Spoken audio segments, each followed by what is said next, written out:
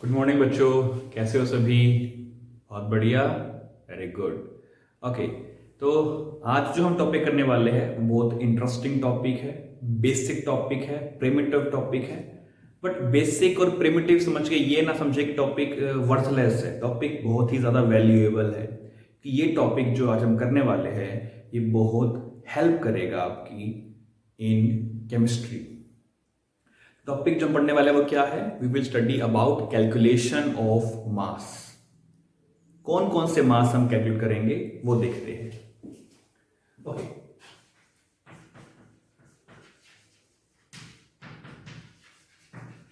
और एक बात को ध्यान देंगे, ये जो टॉपिक है ये किसी भी क्लास के लिए फिक्स नहीं है। कोई भी क्लास का बच्चा इसे कर सकता है, चाहे वो 6, 7, 8 हो या 12th का हो या फिर वो ग्रेजुएशन का हो, क्योंकि ये टॉपिक प्रिमिटिव है, सबके लिए यूजफुल है, फाउंडेशन क्रिएट करता है ये टॉपिक हमारा।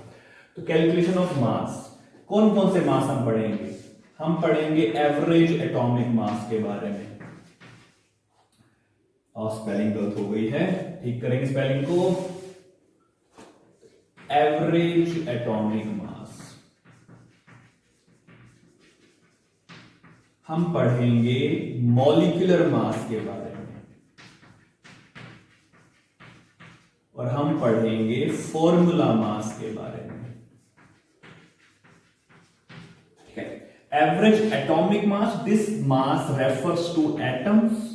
This second mass is called molecular mass. This mass refers to molecules. And this is formula mass. This mass refer to ionic compounds.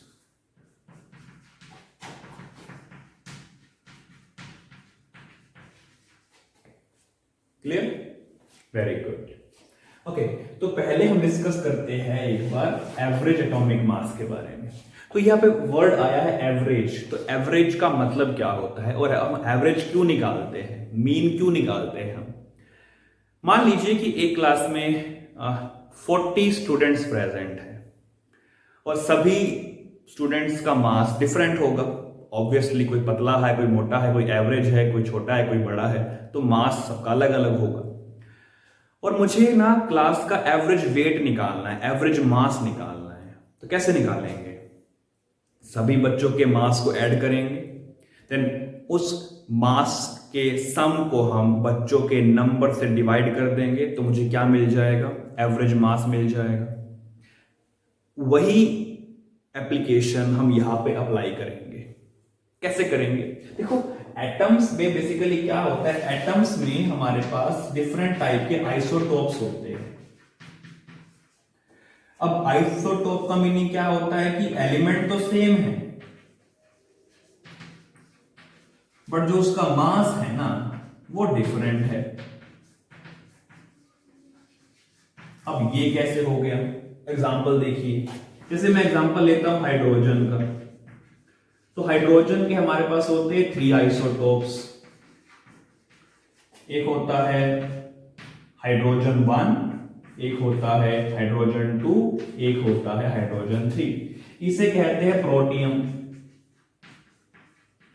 इसे कहते हैं ड्यूटीरियम, और इसे कहते हैं ट्रिटियम। प्रोटियम, ड्यूटीरियम, ट्रिटियम, तीनों हाइड्रोजन के आइसोटोप्स है ये, और इन सभी का जो मास है वो डिफरेंट है। समझ के बात ये वाली? डिफरेंट मास आ गया। अब डिफरेंट मास आ गया तो हमें इसमें से एवरेज निकालनी है। बट एवरेज निकालने के लिए एक और बात इंपॉर्टेंट होती है, और वो बात इंपॉर्टेंट कौन सी है कि इन सभी की परसेंटेज क्या क्या है। देखिए, जब मैंने क्लास वाले बच्चों को एग्जांपल लिया था तो उसमें हर बच्चा एक था, ऑब्वियसली बात है, और हर बच्चे का मास अलग अलग था। तो हर बच्चे का परसेंटेज आएगी 1/40%। ठीक है, इसमें क्या है, परसेंटेज वेरिएबल होती है, किसी की परसेंट ज्यादा हो सकती है, किसी की परसेंट कम हो सकती है।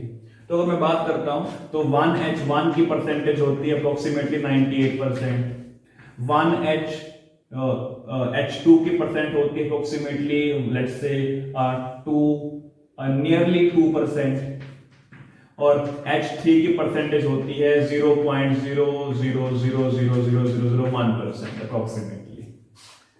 ठीक है, तो इन परसेंटेज का यूज करना है, इस मास का यूज करना है, और हमें चाहिए एवरेज एटॉमिक मास।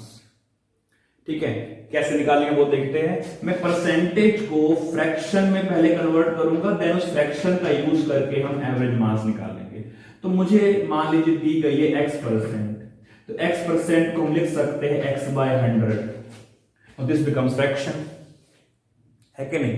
अब फॉर्मूला क्या है, तो एवरेज मास ए के ऊपर बार, एवरेज मास का फॉर्मूला है sum of, that is called sigma, this is summation sign, sum of masses of each isotope multiply fraction of each isotope। तो जो I है that can be from 1 to value n, अब n can be any number। So by the help of this formula we can calculate average atomic mass। समझ के बात ये वाली। चलिए इस फॉर्मूले का यूज करते हैं एक बार हम।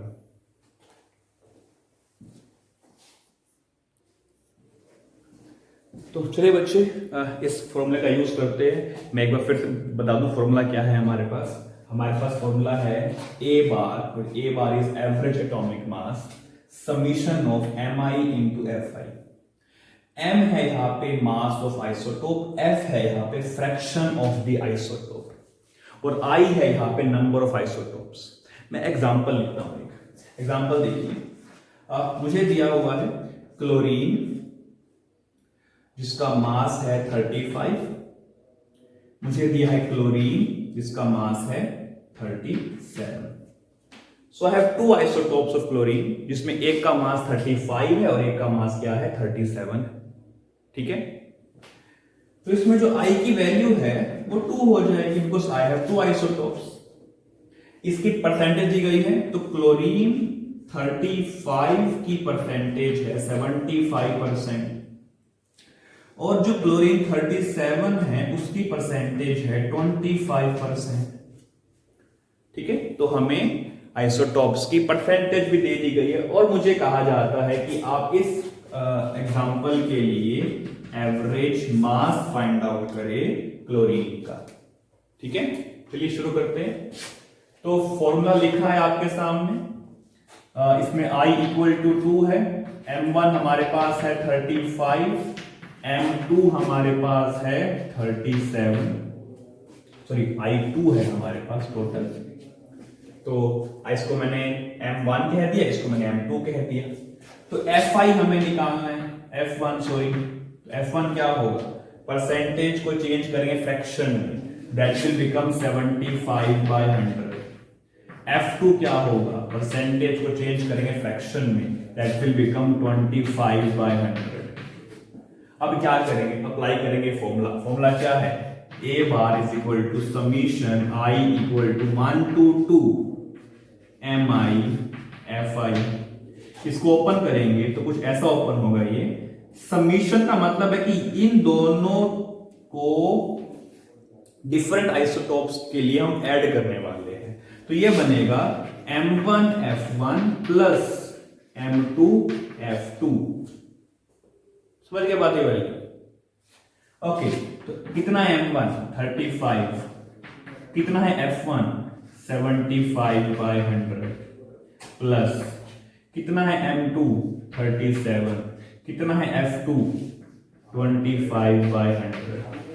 जो इसको सोल्व करते हैं हम, तो हमारे पास आंसर आता है 35.5, और this is the average atomic mass of chlorine. समझ के सब बातें वाली, वेरी गुड। अब एक बार मैं जनरली अगर मैं ऐसा कुछ लेता हूं तो इसे ओपन कैसे करते हैं वो देखना जरूरी है हमारे लिए। अभी तो मैंने सिर्फ 2 के लिए ओपन किया, अगर मेरे पास n टर्म्स हो तो उसको कैसे ओपन किया जाएगा। Summation I equal to 1 to n mi fi, बहुत इंपॉर्टेंट है ये। तो that can be m1 f1 plus m2 f2 plus m3 f3 plus m4 f4 plus and up to mn fn। तो सभी को हम आपस में ऐड कर देंगे। इस तरह हम इस फंक्शन को ओपन करते हैं। आई थिंक सभी को यह बात क्लियर हो गई होगी। That is how you can calculate average atomic मास। आपको परसेंटेज दी जाएगी आइसोटोप की, आपको आइसोटोप का मास दिया जाएगा, आपको क्या फाइंड करना है, एवरेज एटॉमिक मास। नोट कर लेंगे इसको।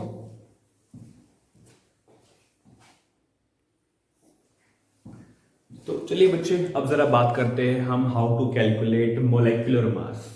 तो मॉलिक्यूल क्या होता है? मॉलिक्यूल है जब दो या दो से ज्यादा एटम्स आपस में जुड़ते हैं केमिकली, तो उससे एक नई स्पीसीज फॉर्म होती है। और अगर वो स्पीसीज इंडिपेंडेंटली एग्जिस्ट कर सकती है तो उसे हम मॉलिक्यूल कहते हैं। जैसे मेरे पास एलिमेंट है कार्बन, मेरे पास एलिमेंट है ऑक्सीजन, ये दोनों जुड़ जाते हैं, मुझे मिलता है CO2 और that CO2 is a molecule. It can exist independently. तो CO2 का मॉलिक्यूल, अकेला मॉलिक्यूल इंडिपेंडेंटली रह सकता है। सिमिलरली मेरे पास है oxygen, oxygen they form O2 that is also a molecule. मेरे पास है hydrogen, hydrogen they can form hydrogen 2 H2 molecule है ये भी।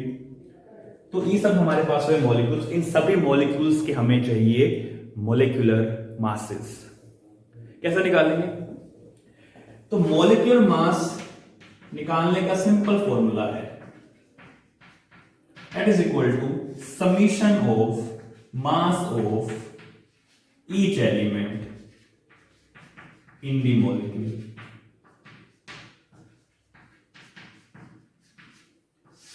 ठीक है, जितने भी एलिमेंट हमारे मॉलिक्यूल में प्रेजेंट है उन सभी के मास को हमें ऐड कर देना है।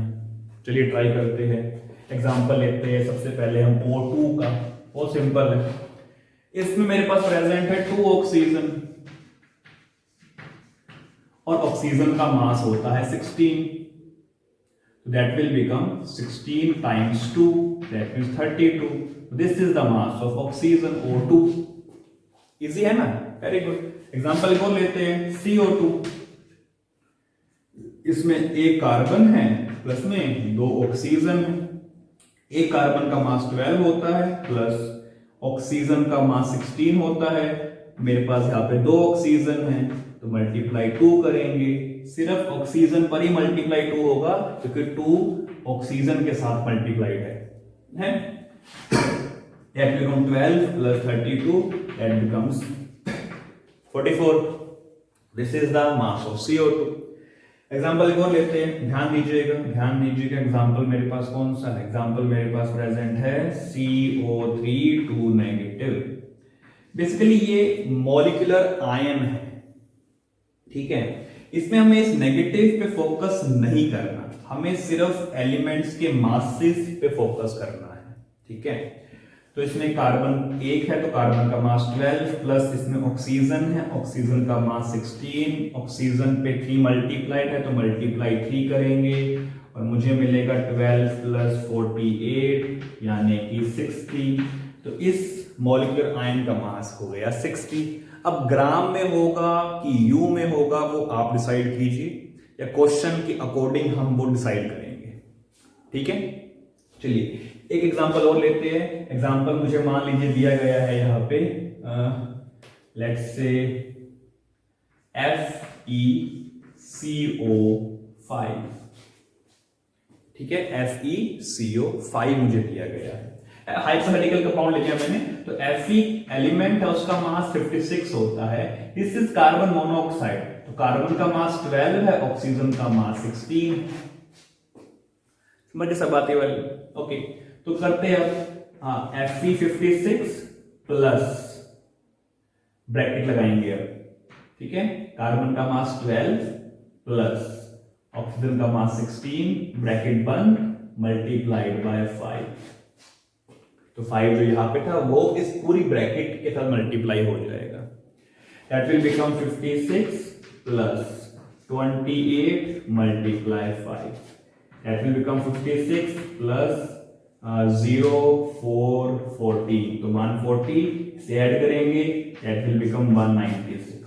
तो इस मॉलिक्यूल का मास हुआ 196। अगर ये 1 मोल के इक्वल है that will be 196 ग्राम पर मोल, ठीक है। तो यूनिट इस तरह से हम मेंशन कर सकते हैं वहां पे। तो आई थिंक सभी को अब मॉलिक्यूलर मास निकालने आ चुके हैं। अब जरा बात करते हैं फॉर्मूला मास के बारे में।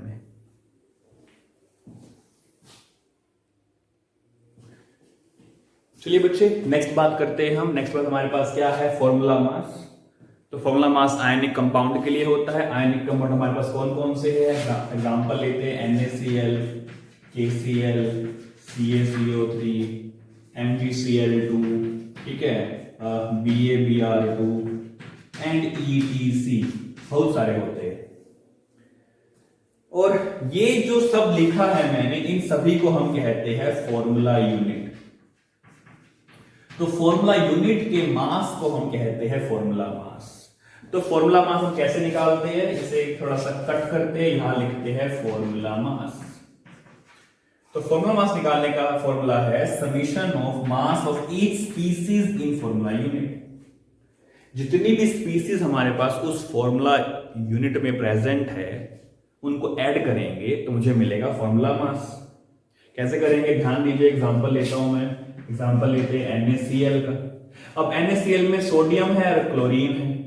सोडियम का मास होता है 23, क्लोरीन का मास होता है 35.5। माइंड इट, हम यहाँ पे एवरेज एटॉमिक मास लेने वाले हैं, ठीक है, समझ गए बातें वाली, एवरेज एटॉमिक मास लेंगे हम। ओके, तो sodium 23 plus chlorine 35.5, that comes out to 58.5। 58.5 is the formula mass of NaCl। Example एक और ले लेते हैं, वी हैव CaCl2। Ca का मास 40 होता है, Cl का मास होता है 35.5। पुट करते हैं तो 1 कैल्शियम तो 40 प्लस Cl का मास 35.5 multiply 2, that becomes 40 plus 71, that becomes 111। So 111 is the formula mass of calcium chloride. तो ऐसे करके आप सभी तरह के आयनिक कंपाउंड का मास निकाल सकते हैं, ठीक है, कर लेंगे ये। ओके, अब एक इंपॉर्टेंट बात बताऊंगा मैं। सभी एलिमेंट्स के मासेस का डाटा आपको मिलेगा डिस्क्रिप्शन में, तो आप वहां पे जाइए, देखिए, और एलिमेंट्स के मासेस जितने हो सके उतने लर्न कीजिए। और मेरी एडवाइस ये रहेगी कि अप टू 30 एटॉमिक नंबर जिनका 1 से 30 तक है, उन सभी एलिमेंट्स के मास आप लर्न कर लीजिए, क्योंकि बहुत यूजफुल रहता है ये। बार बार हम उस टेबल पे नहीं जा सकते इन छोटे मोटे एलिमेंट्स के लिए। छोटे मोटे मेरा मतलब है जो एलिमेंट्स हम बार बार देखने को मिलते हैं, ठीक है। और बाकी जो बच गए उनके लिए हम अपना टेबल जो मैं डिस्क्रिप्शन में प्रोवाइड करवाऊंगा उसको देख सकते हैं, ठीक है। चलिए एक एग्जांपल लेते हैं, let me take a big example. तो मुझे दिया गया है, मान लीजिए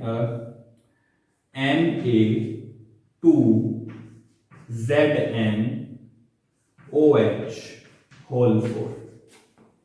तो इस कंपाउंड का मुझे मास फाइंड आउट करना है। बहुत सिंपल, कैसे करेंगे, ध्यान दीजिए। सोडियम का मास जानते हैं कितना होता है 23, जिंक का मास कितना होता है 65, ये लर्न करेंगे हम। O इसमें प्रेजेंट है, ऑक्सीजन का मास 16 होता है और H का मास होता है 1, as you can see here. Okay, we have 2 sodium here, 23 multiply 2 plus bracket start. Zinc का मास 65 होता है, 65 plus then small bracket start. O का मास 16 है, H का मास 1 है, स्मॉल ब्रैकेट बंद, मल्टीप्लाई 4 एंड बिग ब्रैकेट बंद। समझ के बातें वाली। सोडियम 23, 2 2 ब्रैकेट ब्रैकेट, सब जगह प्लस आया, बिकॉज मास ऐड होते हैं यहाँ पे, ठीक है। जिंक का मास 65 ब्रैकेट स्टार्ट, O का मास 16, H का मास 1 ब्रैकेट बंद, मल्टीप्लाई बाय 4 बड़ी ब्रैकेट बंद। तो ये बनेगा 46 प्लस बड़ी bracket 65 plus 17 times 4, that becomes 46 plus 65, 17 times 4 कितना होता है 68। बड़ी ब्रैकेट लगाएंगे यहाँ पे, इसको ऐड करेंगे हम तो कितना आएगा 46 प्लस 3 133, ठीक है। इसे ऐड करेंगे कितना आ जाएगा हमारे पास 179। तो इस कंपाउंड का मास हमारे पास बनेगा 179, इस कंपाउंड का मास। तो आई थिंक अब सभी बच्चों को हर तरह का मास सॉल्व करना अच्छे से आ गया होगा, है ना। ओके, इसे नोट कर लेंगे।